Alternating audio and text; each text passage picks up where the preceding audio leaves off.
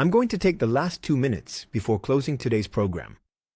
This afternoon when I was doing a TikTok live, I experienced a strange episode, but I'm taking it as an opportunity to... I'm taking it because I also feel at times a sort of obligation to explain a bit how this whole communication thing works. And then, it's not coming from a place of arrogance, but rather, if you'll allow me, from an educational standpoint. Take a moment. There's something I've been telling you for a while now. Something I've been feeling, and it has to do with audiences. Radio audiences and audiences in general, in terms of communication content. When we were kids, and when I say we, I mean those of us over 40, there weren't so many opportunities, so many platforms to create content. I mean, come on. When I was a kid, there were 4 TV channels and the radio, so audiences were massive. This is something that's very clear to Pergolini.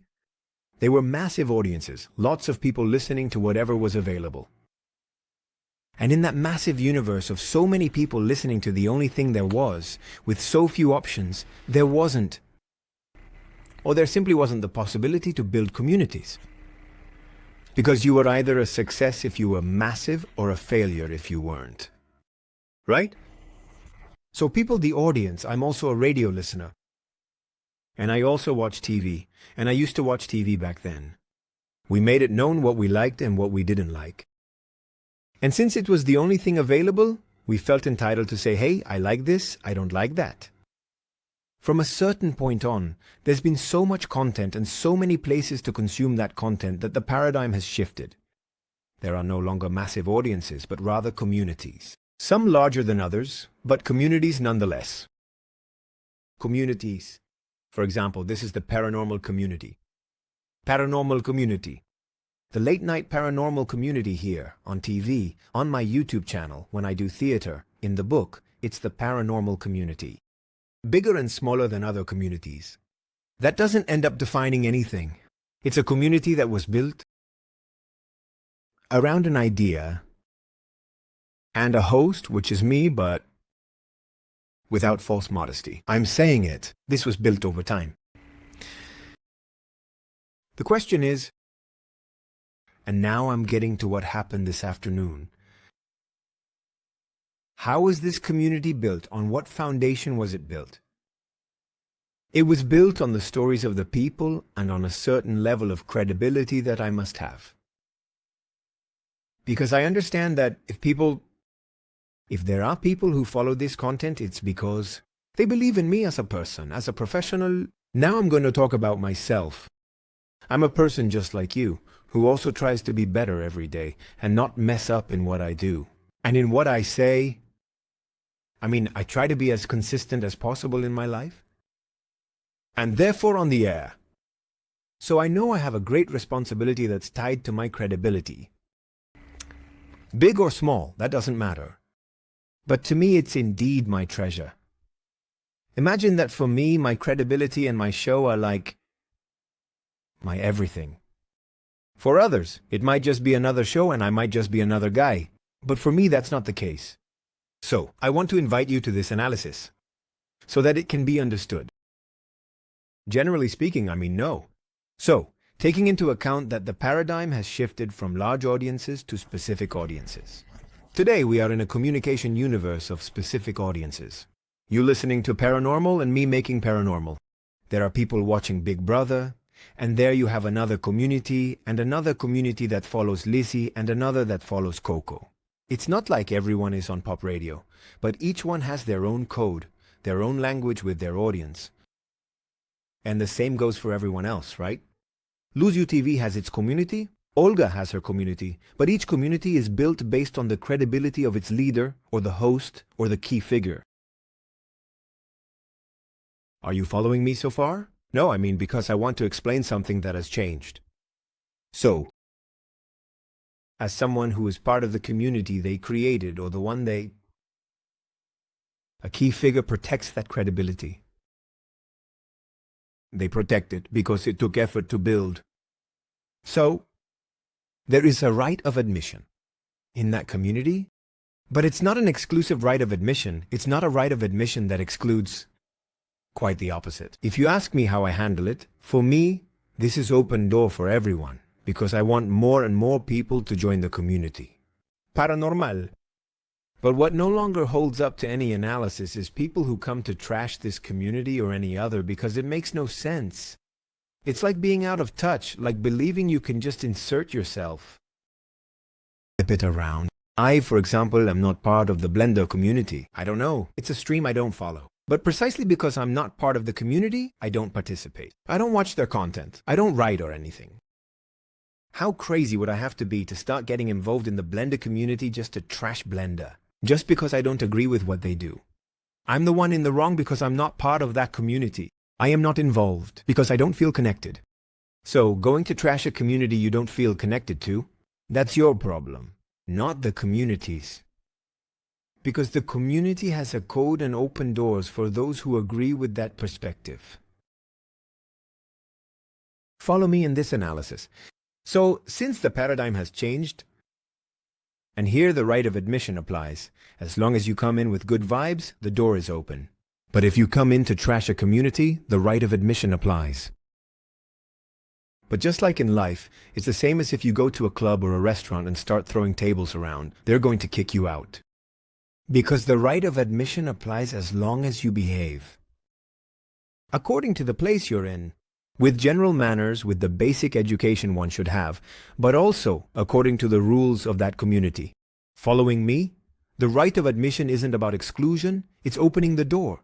If you come in to cause chaos, I'll kick you out. That's what the right of admission means. I applied it myself this afternoon. I was talking to someone on TikTok. That person didn't go on air on Pop, but I want to share this because they came in and said the following. First, he said, "I'm hoarse," or something like that. And I immediately realized he was changing his voice.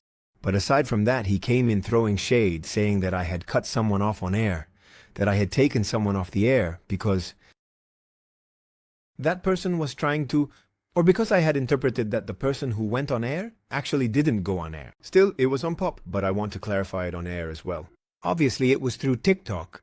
It was someone who started telling me a story, and I must have cut them off because I felt like they were plugging something, promoting their mediumship gift or something like that. I don't remember the situation, but knowing myself, I'm totally the kind of person who would do that.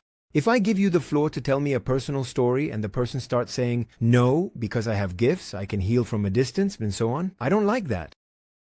Because since I don't know the person, and I don't know if what they're saying is real, or if they're pursuing a financial goal to scam people, since I don't know the person, I don't want them doing that on air.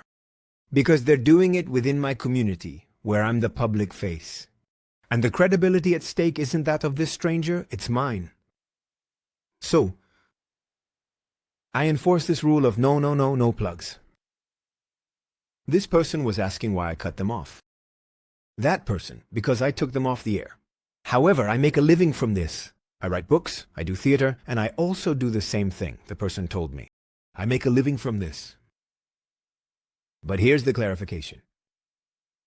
I can do it because this is the community that sees me as an essential part of it. And because, I insist, whether small or large, it was built on my credibility. And I know myself. I know that I'm not going to scam anyone. But I can't vouch for a stranger. Someone might say to me, "Well, but Fabiana King appears on your show." For example, okay, I know Fabiana. So since I know her, I open the door for her to be part of this community because I know her intentions are good. But if it ever happens that I make a mistake, because I'm human and I can make mistakes, and I put someone on the air who later behaves badly with the audience, believe me, I'll cut them off in a second and they'll never be on the air again. Because the credibility that's always on the line is mine. Not that of some stranger who needs a platform like Trasnoche Paranormal to sell what they do. So the right of admission. Today I exercised it because we're not on equal footing, and I don't want anyone who works in the field, of the paranormal for example, to feel bad. There's someone on TikTok who's constantly mocking me. Still, just to be clear, it doesn't bother me. Don't worry, it doesn't affect me. It doesn't affect me at all. Honestly, it makes me laugh because I realize there's a lot of ignorance around this topic. Today I told the person, "You are ignorant about what you're saying to me." And they got upset because they thought calling them ignorant was disrespectful. And they didn't let me explain because then they started insulting me. And obviously I exercised the right of admission and removed them. And it didn't go on air. But I did want to clarify this because I think it's important to explain. It's not the same thing. The person was saying to me, "Hey, you wrote a book, you do theater, you do this, and you don't let someone else promote something." But I said, "No, hold on. First of all, I could want to do all those things. And it might not have worked. I could have written a book and no one might have bought it. I could have done a play and no one might have come to see it. I could have done a radio show and no one might have listened to it. I wanted a TV show. No one gave me opportunity. But the reality is the opposite, and I'm grateful for that. I'm truly deeply grateful because I know what my mission is. I know what my mission is, and I fulfill that mission. So, those who don't understand the concept of the right of admission are really not understanding something about modern communication. Each community, there's no longer a massive audience where everyone can comment on what's being done. They are communities that have their own language. And I insist on this. I'm going to say it one more time. I can do theater, write a book, because first of all, thanks to the fact that people come, I can keep doing it. And then it could happen that people stop coming and well, that's fine. I'll learn something from it. But in fact, the opposite is happening. So, since the esoteric world is full of frauds, if there's someone I don't know who wants to, quote unquote, come on air to tell me about their gifts, I keep a healthy distance. And I don't like those things because I don't know the person. And because the people who follow after night, paranormal, sooner or later they end up trusting me. The credibility at stake is mine. I insist. I trust myself. I trust in myself. I know when I write a book, I know what I'm writing. When I do theater, I know the story I'm telling on stage. When I do a radio show, I know my line, where I'm going, where I want to go. I take care of myself and them. But I can't vouch for someone I don't know. So, we're not on equal footing. And that needs to be understood. Because if that person who has those gifts were credible, they would have a large community. A word to the wise is enough. And this isn't arrogance or being full of myself. I'm very clear that life is a wheel. One day you're down and then you're up. I'm super clear on that. Really against it, of course, I have it. And that's how I live. And the people who know me personally know what kind of energy I have. But I know how to set boundaries because I love myself. But this isn't arrogance. I invite each one of you to love yourselves. And that, when you learn to treat yourself well, you don't allow anyone to treat you badly.